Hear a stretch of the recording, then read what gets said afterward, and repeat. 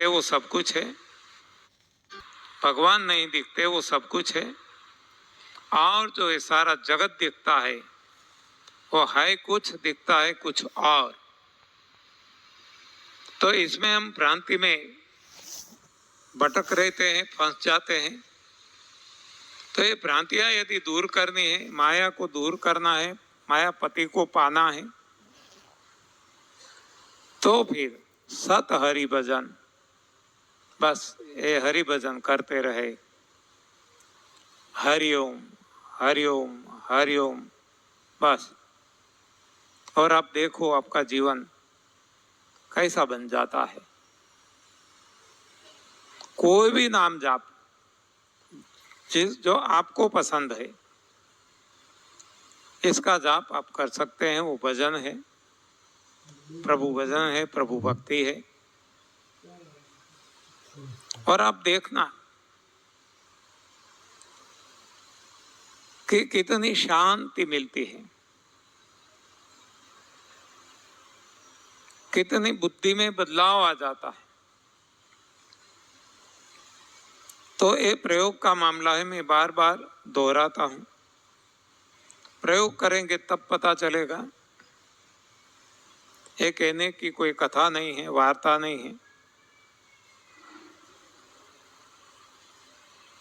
तो ये शरीर के बारे में फिर से एक बार देख ले, बाद में आगे बढ़ते हैं।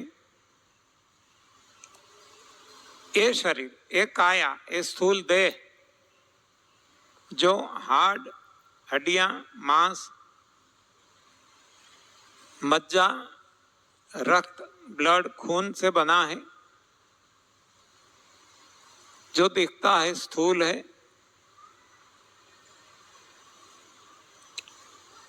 उनके जो रोग है, डायबिटीज, बीपी, एसिडिटी, माइग्रेन, सांस, एड, कैंसर और जो भी रोग है,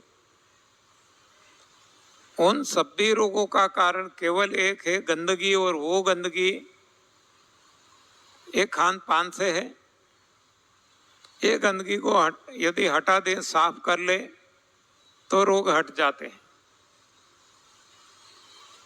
कैसे हटाए? 3 टूल हमने देख लिए, संजीवनी, लंघन और सफाई करने वाला रस, क्लींसिंग जूस।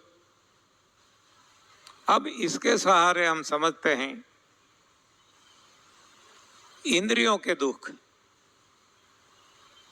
इंद्रियों के दुख है कमजोरी।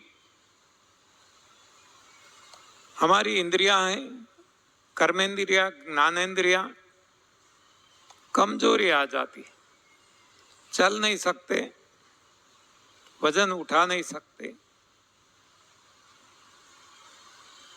ये कर्मेंद्रिया की कमजोरी है।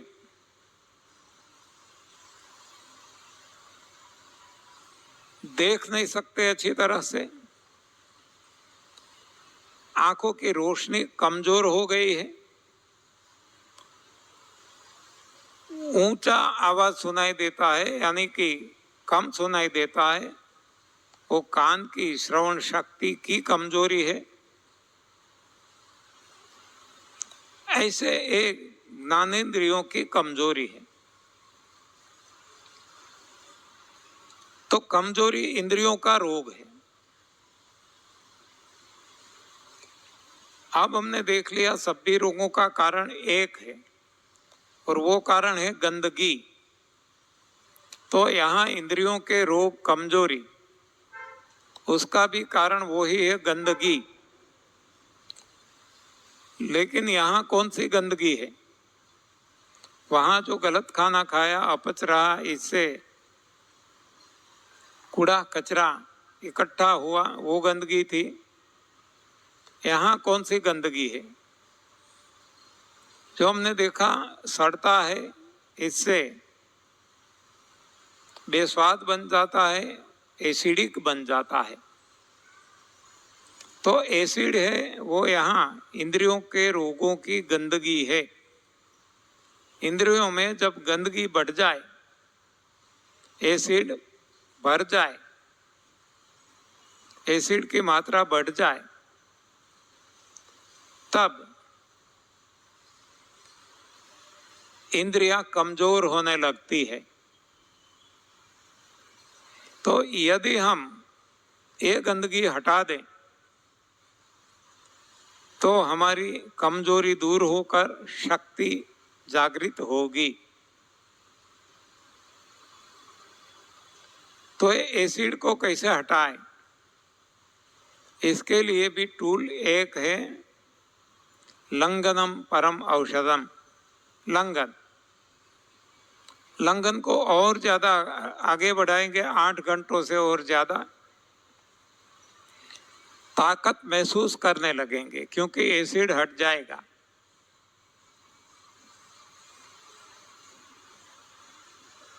तो ये है इंद्रियों की कमजोरी,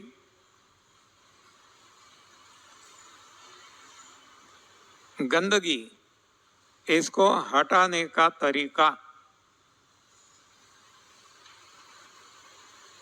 वहां हमने देखा कि बाद में लाइफस्टाइल बदलनी है। लाइफस्टाइल बदलनी है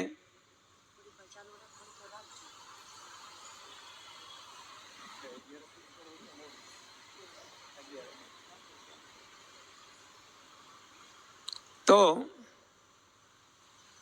ये गंदगी को हटाना है, एसिड को हटाना है। इसका टूल है लंघनम परम औषधम। यहाँ भी वो लंघन बढ़ा दे, जो 8 घंटे का करता है वो और बढ़ा दे, और आप ताकत महसूस करेंगे। हाँ, ये हमारे कहने से ताकत नहीं आएगी। शक्ति के इंजेक्शन लेने से, शक्ति की दवाइयां गोलियां खाने से शक्ति नहीं आएगी। जितना हम भोजन छोड़ेंगे, गलत आहार छोड़ेंगे और उपवास बढ़ाएंगे, इतनी हमारी ताकत बढ़ेगी। प्रयोग करके देखें, वजन तो कम होगा लेकिन ताकत बढ़ेगी। और जिसका वजन ज्यादा कम हो गया वो अपने आप बाद में बढ़ जाएगा, इसकी भी चिंता नहीं करनी।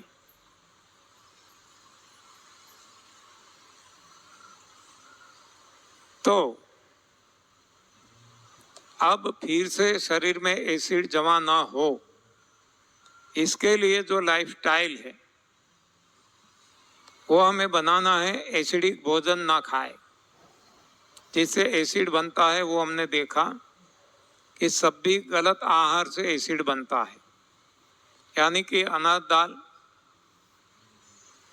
मांस, मच्छी, अंडे, दूध से बनी चीजें और आग पे पकाया हुआ, ये सारे गलत आहार शरीर में एसिड को जन्म देता है और कमजोरी आ जाती है।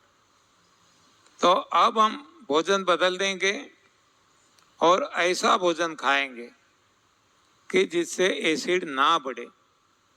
वो आहार है अपक्व आहार, और इंसान का आहार कंद मूल, फूल, फल, पत्ती और पीने का नेचुरल पानी, कुदरती पानी, बारिश का पानी। यदि ऐसा भोजन अब हम खाते रहेंगे तो कभी एसिड अब नहीं बढ़ेगा, तो कमजोरी नहीं आएगी। चश्मे हैं तो हट जाएंगे, फिर से चश्मे नहीं लगेंगे। यानी कोई भी कमजोरी जो थी वो हट जाएगी और हम ताकत महसूस करेंगे, शक्ति महसूस करेंगे। अब आगे देखते हैं मनोरोग, मन के रोग। मन के रोग है मानसिक तनाव, आगे चलकर वो डिप्रेशन में कन्वर्ट होता है।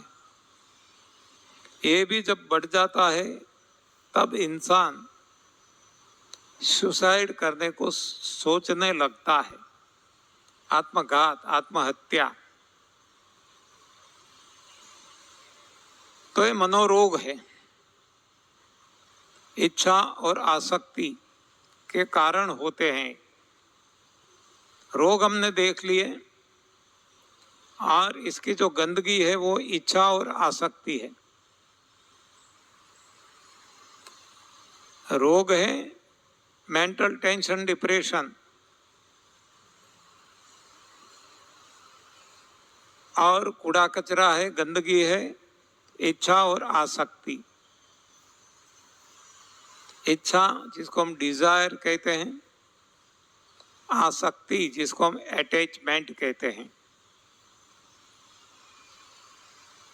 तो इच्छा और आसक्ति रूपी गंदगी जब मन में भर जाती है, तब मेंटल टेंशन होने लगता है, बढ़ता जाता है, डिप्रेशन में कन्वर्ट होता है, और कोई कोई सुसाइड भी कर लेते हैं। तो ये गंदगी को कैसे साफ करें? मन की गंदगी, इच्छा और आसक्ति, इसको कैसे साफ किया जाए? उनके टूल क्या है? तो टूल है सेवा। सेवा, वितरण, डिस्ट्रीब्यूशन, बांटना, देना। जैसे हम देना शुरू कर देंगे, बांटना शुरू कर देंगे, डिस्ट्रीब्यूशन शुरू कर देंगे, हमारी इच्छाएं अपने आप जो जन्म लेती थी वो अब जन्म नहीं लेगी, इच्छाएं खत्म हो जाएगी, आसक्ति भी खत्म हो जाएगी।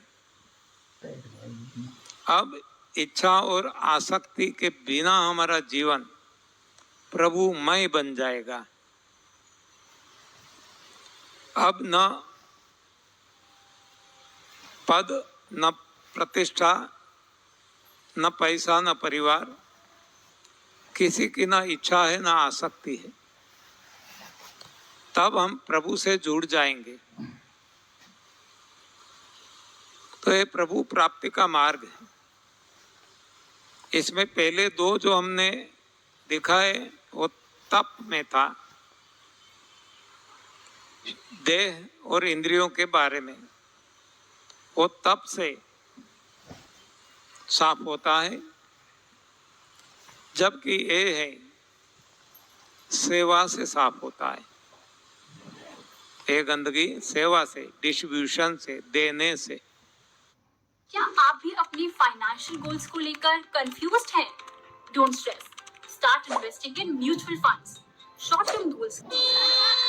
ए, આમ ખીખી કરીને દાંત નહીં દેખાડ, તારા એનામેલ લેયર ને નજર લાગી જશે। अरे पप्पा, बांटने से। लेकिन हम बटोरने में पड़े, हम लेने में पड़े हैं।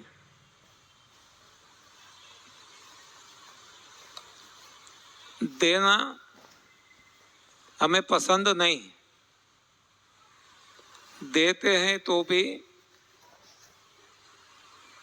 दान के भाव से देते हैं। ऐसे भाव से जब देते हैं तब ये जो इच्छा हमारी एक्शन है, क्रिया है, जिस भाव से देते हैं वो वही भाव से रिटर्न होती है, रिएक्ट होता है, रिएक्शन होता है। तो जब दान का भाव रहता है मन में, तब ईगो जन्म लेता है। देखो, प्रयोग करके देख लेना। आज देती तो है सारी दुनिया, लेकिन दान के भाव से देती है, डोनेशन के भाव से देती है। तो उसका ईगो न चाहते हुए भी जन्म लेता है, बढ़ता रहता है। और ईगो बढ़ने से इंसान दुखी रहता है, यानी कि दान देने से दुख आता है। हमें चाहिए सुख, लेकिन आप देखना दानी जितने भी है सारी दुनिया में दुखी है। क्योंकि जब तक ये भाव बना रहता है दान का, तब तक ईगो बढ़ता रहता है। हमने ये किया, हमने ये किया, हमें एक खिताब मिल गया, हमारी इतनी सराहना हुई। हाँ, इट्स ए ईगो जो हमें मारता है। दान से लोग दुखी रहते हैं। किसी ने बताया है काव्य के जरिए कि गर्व कियो सोइनार सोइनार हारो रे, गर्व कियो ओली વનની ચણોઠડીએ। હા, ચણોઠડી ગુજરાતી જાણતા હશે ને हिंदी में चणोठीने શું કે મને ખબર નથી। लाल लाल लाल पूरा लाल फल होता है। तो इसको गर्व आ गया, मैं कितनी सुंदर। हाँ, तो क्या हो गया, इतना गर्व आने से मुंह काला कर दिया। हाँ, कहते हैं ना गोरे रंग पे, हाँ गोरे रंग पे इतना गुमान न कर, गोरा रंग तो कल ही ढल जाएगा। हाँ, तो गुमान नहीं करना है, गर्व नहीं करना है, लेकिन होगा, अपने आप होगा, जन्म लेगा, क्योंकि क्रिया ऐसे करते हैं। दान करेंगे दुखी होंगे होंगे होंगे, ये समझ लेना जरूरी है। दान से कभी सुख नहीं मिलेगा। कितना भी दान कर दो, लाखों करोड़ों अब्जों खरबों, मंदिर में दे दो, मस्जिद में दे दो, गुरुद्वारा में दे दो, चर्च में दे दो, गरीबों को दे दो, भिखारियों को दे दो, दुख का मार्ग है, कभी सुख नहीं मिलेगा। ईगो बढ़ता जाएगा, ईगो बढ़ता जाएगा। हाँ, हम सभी को दिखाएंगे, देखो हमें खिताब मिला, हमने ऐसी ऐसी हाँ काम किया, ऐसी सेवा की। ये सेवा नहीं, कुसेवा है। औरों का तो खराब होता है, देने वालों का भी खराब, लेने वाले का भी हम खराब करते हैं, लेकिन सोच गलत है, क्या करें। इसीलिए हम कहते हैं सोच बदलना है। कोई भी दे लो, कोई भी दुनिया में देख लो, कोई भी दानी दुखी दुखी दुखी ही है। शरीर से दुखी होगा, तन से मन से भी दुखी होगा, इंद्रियों से भी दुखी होगा, संतति अपने संतानों से भी दुखी होगा। हाँ, हर तरीके से वो दुखी होगा, आप देख लेना। तो देना तो है अवश्य, लेकिन भाव, ईश हमें देते हैं सब कुछ, हम भी तो कुछ देना सीखे, लेकिन ईश को देना है, गरीब को नहीं, जरूरतमंद को नहीं, भिखारी को नहीं। हाँ, भगवान कोई भिखारी नहीं है। हाँ, मुझे मालूम नहीं, आता नहीं, आपको आता है तो जरा बता दो कि भगवान नथी रे भिखारी। आपको कोई बात नहीं, भगवान कोई भिखारी नहीं, भगवान कोई जरूरतमंद नहीं है। हमें देना है, समर्थ को देना है, भिखारियों को नहीं, जरूरतमंदों को नहीं। आज हम देते हैं जरूरतमंदों को, भिखारियों को, और इसलिए हम भिखारी बनते हैं, समझ लेना। हम सब भिखारी है। मैंने कल बताया था ना, आज सुबह बताया, हम सब चोर है और हम सब भिखारी है। चाहे हमारे पास करोड़ों की संपत्ति हो, अरबों की हो, खरबों की हो, फिर भी हम भिखारी रहेंगे। एक किसी ने बताया है कि एक भिखारी सम्राट के पास गया, राजा के पास। तो राजा उस वक्त देव दर्शन के लिए जा रहा था, पूजा अर्चना के लिए। बताया मैं अभी आया, आप ठहरो। भिखारी भी पीछे पीछे गया। उसने भी सोचा कि मैं भी देव दर्शन करके आऊं। जब भिखारी पूजा अर्चना करके बाहर निकला, भिखारी को पूछा कि बोल क्यों आना हुआ। वो तो राजा है, और वो भिखारी ऐसे वो पूछेगा ना गर्व से, हाँ बोल क्यों आना हुआ। भिखारी कहता है मैं भिखारी की भीख नहीं लेता। हाँ, वो उसका तो गुस्सा साथ में आसमान पे चढ़ गया। ये भिखारी मुझे भिखारी कहता है, तू मुझे क्या समझता है, मैं भिखारी हूं। भिखारी ने जवाब दिया, जी आप, मैं तो छोटा भिखारी हूं, आप तो बहुत बड़े भिखारी हो। मैंने अपने कानों से सुन लिया कि आपने भगवान से क्या क्या नहीं मांगा। मेरा साम्राज्य बढ़ जाए, ये बढ़ जाए, इतनी बारिश दे दो, इतना धन संपत्ति दे दो, हाँ मैं समृद्ध बन जाऊं, मेरा राष्ट्र समृद्ध बन जाए। तूने क्या क्या नहीं मांगा। तो बहुत बड़ा भिखारी है। हाँ, तो ये भिखारी जो है मन का स्वभाव है, वो धन से नहीं होता। हाँ, सारी पृथ्वी का राज मिल जाए फिर भी भिखारी रहेगा, क्योंकि मन का स्वभाव है। तो जब भिखारियों को दे तो समझ के देना है। भिखारी भाव से देंगे हम अवश्य भिखारी बनेंगे। जरूरतमंदों को देंगे हम जरूरतमंद बनेंगे। भाव यदि बदल दिया बेड़ा पार। दादा भगवान मंदिर, कामरेज, सूरत। 5 दिवसीय शिविर का दूसरा दिन, पहला सत्र। एक दिन बीत गया। आप घर से आए, यहाँ न चाय मिला न पानी।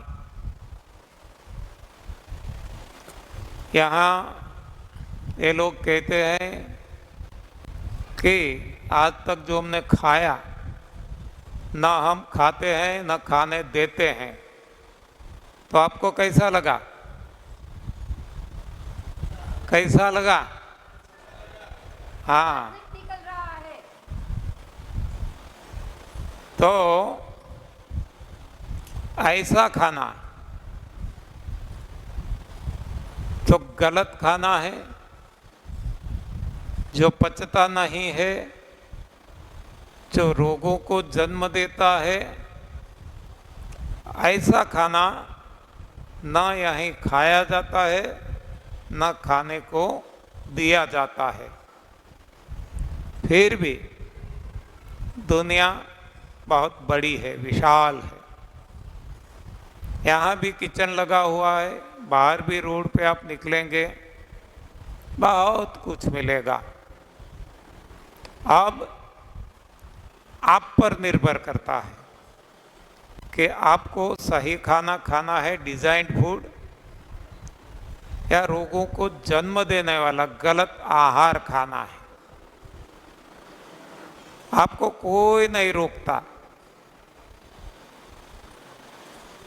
जैसी आपकी सोच वैसी आपकी क्रिया रहेगी, और जैसी करनी वैसी भरनी।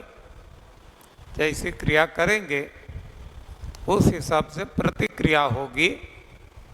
गलत खाना खाएंगे, गलत परिणाम, रोग भुगतने पड़ेंगे। सही खाना खाएंगे, सही परिणाम, निरोग रहेंगे। तो ये यहाँ केवल आपको समझ दी जाती है। यहाँ न कोई इंजेक्शन लगते हैं, न वैक्सीन लगती है, न दवाइयाँ दी जाती है, न आपके कोई फिजिकल एग्जामिनेशन करवाया जाता है, लेबोरेटरी टेस्ट नहीं करवाया जाता, न आंखें देखी जाती है, न जीभ देखी जाती है, न नाड़ी परीक्षण होता है। केवल और केवल इतना प्रयास होता है कि आपकी सोच बदल जाए, जो भ्रांतियों में भटक रहे हैं वो भ्रांतियां टूट जाए, क्योंकि जब तक ये भ्रांतियां नहीं टूटेगी हम एक गलत भ्रांतियों के हिसाब से गलत क्रियाएं करते रहेंगे, गलत खाना खाएंगे, एक्सरसाइज करेंगे, योगासन करेंगे, प्राणायाम करेंगे, जिम में जाएंगे, सारी गलत क्रियाएं हम तब तक करते रहेंगे जब तक हमारी सोच नहीं बदलती, तब तक हम भ्रांति में भटकते रहेंगे और तब तक हमें सही परिणाम मिलने वाला नहीं है। देखो, आप किसी ने तो नाम सुना होगा, गुजरात में रहते हैं, उन्होंने तो सुना ही होगा, एक अनपढ़ स्त्री गंगा सती, गुजरात भावनगर डिस्ट्रिक्ट में, टोटली अनपढ़, वो कहती है ब्राह्मणा ने भांग्या वीना रे बहुना फेरा नहीं रे टळे रे जी। तो ये भवो भव 84 लाख योनि में हमें नहीं भटकना है, तो ये भ्रमणा को तोड़ना होगा, भ्रांति को तोड़ना होगा। भ्रमणा क्या है, भ्रांति क्या है, कल हमने देख लिया था।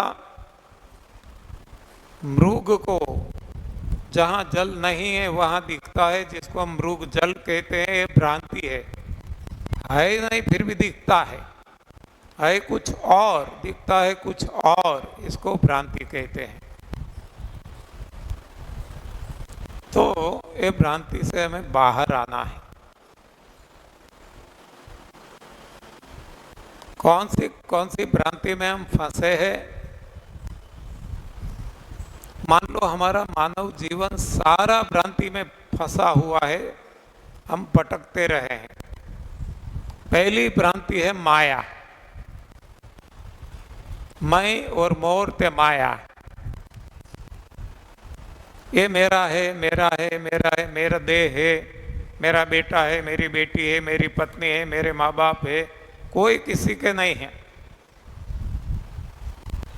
लेकिन ये एक भ्रांति है, माया है।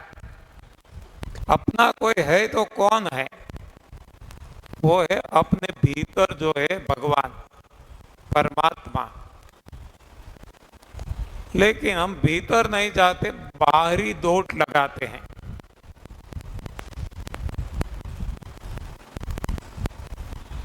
हर किसी के लिए, पद के लिए, पैसा के लिए, प्रतिष्ठा के लिए, परिवार के लिए, हाँ, बाहरी दौड़, बाहरी दौड़, बाहरी दौड़, भटकते रहते हैं, बस भटकते रहते हैं और पाते कुछ नहीं है। पाते हैं समय की बर्बादी, शक्ति की बर्बादी, धन की बर्बादी, सारे जीवन की बर्बादी। जो मानव जीवन हमें मिला है, जो अनमोल है, बड़े भाग मानुष तनु पावा, सुर दुर्लभ, सब ग्रंथनी गावा, साधन धाम मोक्ष कर द्वारा पाई न जेहे परलोक सवारा। तो परलोक सवारने के लिए मानव देह बड़े भाग से और ईश्वर की कृपा से हमें जब मिला है तो इसका सदुपयोग कर लेना चाहिए। और सदुपयोग शास्त्रों के हिसाब से है पर भाव सुधार लेना, आगे का भाव सुधार लेना। लेकिन हम पद पैसा प्रतिष्ठा परिवार ऐसी माया में भटक गए हैं, ये भ्रांति में फंस गए हैं और सारा जीवन बर्बाद कर देते हैं। तो जब समझ में आ जाएगा तो अपने आप ये माया हट जाएगी। और माया जो एक पर्दा है आत्मा और परमात्मा के बीच में, वो माया का पर्दा हट जाएगा, तब आत्मा और परमात्मा का मिलन हो जाएगा। ये जो मिलन है वो योग है। आज हम योगा के नाम से भटक गए हैं। योगा दिन मनाते हैं, योगा के पीछे फिजिकल एक्सरसाइज करते हैं, समय शक्ति और धन की बर्बादी करते हैं और हम मानते हैं कि हम सही कर रहे हैं। बस इसको तो भ्रांति कहते हैं। है कुछ, दिखता है कुछ और सही में है और कुछ। तो ऐसी भ्रांति में हम तब तक भटकते रहेंगे जब तक हमारी सोच नहीं बदलेगी। तो ये सेमिनार जो है वो कोई हेल्थ सेमिनार नहीं है, ये सोच बदलने का सेमिनार है। Change your thoughts, change your thinking. हाँ, नजरिया बदलो, नज़ारा बदल जाएगा। दृष्टि बदलो, सृष्टि बदल जाएगी। सोच बदलो, परिणाम बदल जाए, क्रिया बदल जाएगी। क्रिया बदलो, परिणाम बदल जाएगा। तो सोच बदलने की जरूरत है। और सोच कब बदलेगी? सोच का जन्म स्थान है, सोच को जन्म देना वाला है, वो है मन। जब तक मन नहीं बदलेगा सोच नहीं बदलेगी।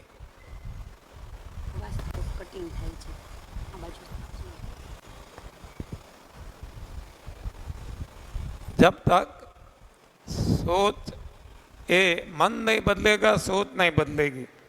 और मन को जन्म देने वाला है अन्न, यानी कि जब तक अन्न नहीं बदलेगा, भोजन नहीं बदलेगा, तब तक मन नहीं बदलेगा। तो अंत में कहाँ आते हैं? अन्न पे, भोजन पे। जीवन में बदलाव लाना है तो क्रिया बदलनी होगी। क्रिया बदलनी है तो सोच बदलनी होगी।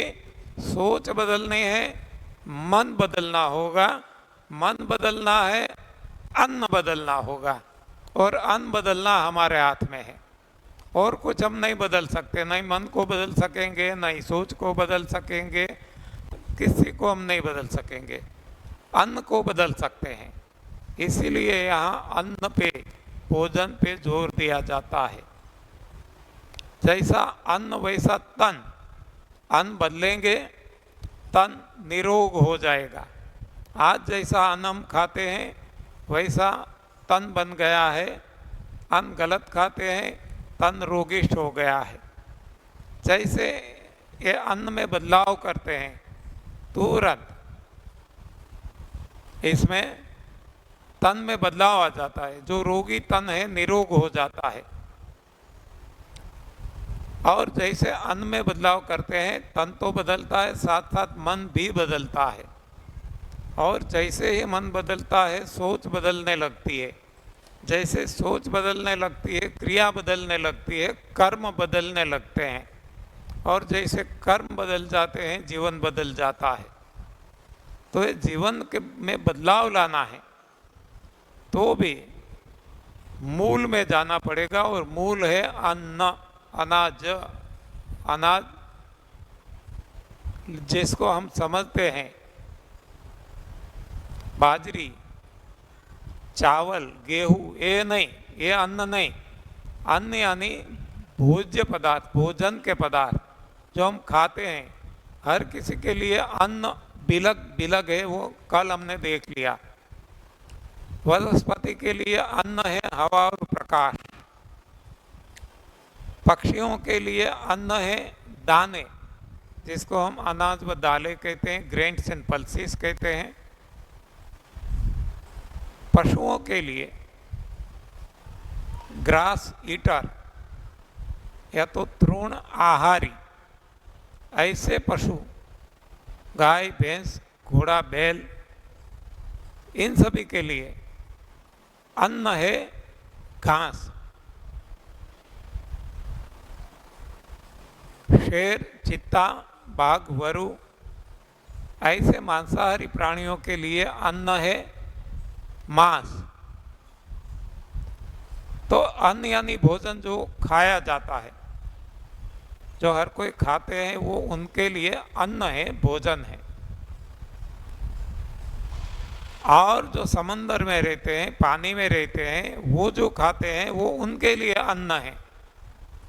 यानी कि अन्न की व्याख्या हमें अच्छी तरह से जाननी होगी, समझनी होगी। तो अन्न पे सब कुछ निर्भर करता है। इसलिए हम कहते हैं कि दुनिया को बदलना है तो दुनिया जो खा रही है वो अन्न को बदलना होगा, दुनिया अपने आप बदल जाएगी। त्रासवाद को खत्म करना है, आतंकवाद को खत्म करना है।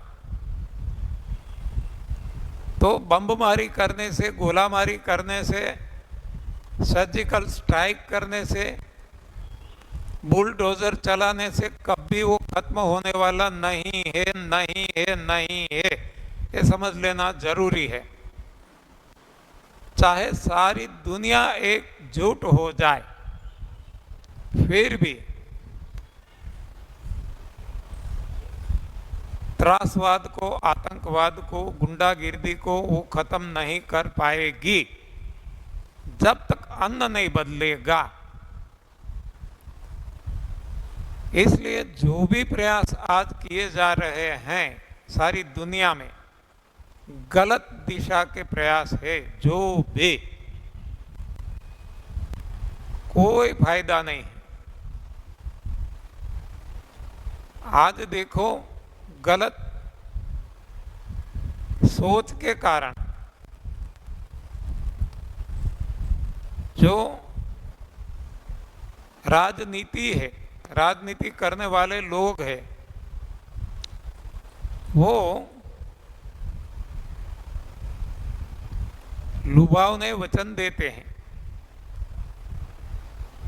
हम इतनी हॉस्पिटल बढ़ा देंगे। हॉस्पिटलों को बढ़ावा देना मतलब क्या है? रोगों को बढ़ावा देना। इतनी दवाइयां कम दाम में उपलब्ध करवाएंगे, 10 लाख पर एनम हर साल मुफ्त में दवाइयां देंगे, ऑपरेशन हो जाएगा, ये होगा वो होगा। ये कोई अच्छी बात है क्या? अरे ऐसा होना चाहिए कि एक भी पैसे की जरूरत ना पड़े दवाइयों के लिए, एक भी दवा खाने की जरूरत ना पड़े। दवाइयाँ सारी बंद हो जाए, दवा खाना बंद हो जाए, मेडिकल कॉलेज बंद हो जाए, ये सब कुछ बंद हो जाए, तभी ये सही राजनीति है। रामराज तभी आएगा।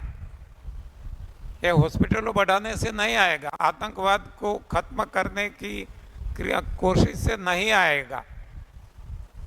सही सोच देनी पड़ेगी, लेकिन जब खुद में सही सोच है तब दे सकते हैं ना। तो हर कोई अपनी अपनी मर्जी के मालिक है, हम हमारी मर्जी के मालिक है।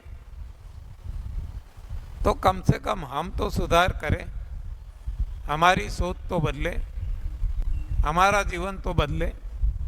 हम बदलेंगे जग बदलेगा, दुनिया बदल जाएगी। दुनिया को बदलने की कोशिश करेंगे, कोई नहीं बदलेगा, हम भी नहीं बदल सकेंगे। तो ये भी एक उल्टी क्रिया है, दुनिया को बदलाने की कोशिश करना। खुद को बदलना है, खुद को बदलना है। इसीलिए किसी ने कहा है, खुद ही को कर बुलंद इतना, खुद ही को कर बुलंद इतना कि खुद खुदा ही पूछे कि बोल बंदा तेरी रजा क्या है। तो ऐसी बुलंदी हमें पाना है कि भगवान को हमारे पास आना पड़े, भगवान मजबूर हो जाए, हमें कहीं मंदिर जाना न पड़े, हमें कोई मंदिर, मस्जिद, गुरुद्वारा, चर्च जाना न पड़े। भगवान भक्त को ढूंढने आते हैं। आप देखो, शबरी के पास भगवान गए, नरसिंह मेहता ने जभी जभी बुलाया भगवान दौड़े चले आए। हाँ, भगवान के पास किसको जाना पड़ता है? भगवान के पास सुदामा को जाना पड़ता है। हाँ, सुदामा जो भक्त नहीं थे, सुदामा मित्र थे। और सुदामा मित्र होते हुए भी, सम्राट के मित्र, फिर भी कितने गरीब, खाने का भी ठिकाना नहीं। क्यों? आपको पता होगा कि सुदामा भगवान का भाग खा गया, इसलिए वो गरीब रहे। तो यदि हमें गरीब नहीं रहना है,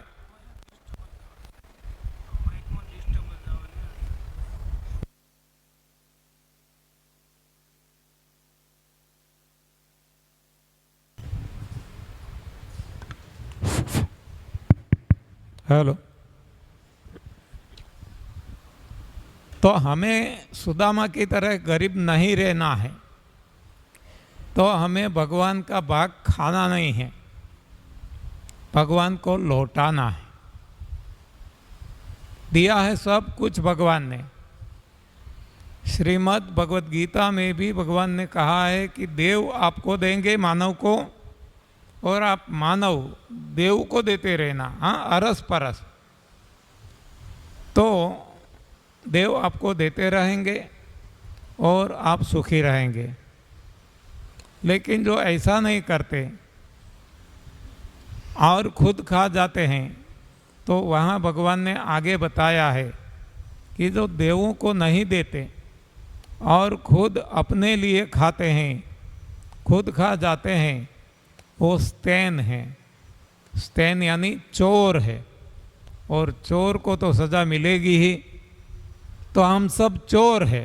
हाँ, एक कोई पिक्चर था ना, हम सब चोर है। तो ये हमें डेली रटन करना है कि हम सब चोर है, हम सब चोर है, हम सब चोर है। और इस हिसाब से हम रोगी है, इस हिसाब से हम दुखी है। हाँ, हमने चोरी की है, और चोरी किसकी? भगवान की। तो सजा तो भुगतनी ही पड़ेगी।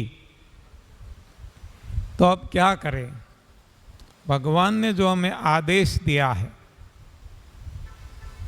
कि भगवान को लौटाना है, देखो इसलिए इस प्रार्थना यहाँ डेली गाई जाती है। आप अर्थ भी समझते हैं कि ईश हमें देते हैं सब कुछ। देखो हमारा कुछ भी नहीं है, हम खुद हमारे नहीं हैं, तो और कुछ हमारा क्या हो सकता है? ईश हमें देते हैं सब कुछ। हम भी तो सब कुछ देना सीखे, ऐसा नहीं है, कुछ देना सीखे, थोड़ा सा। कितना? अपनी कैपेसिटी के अनुसार।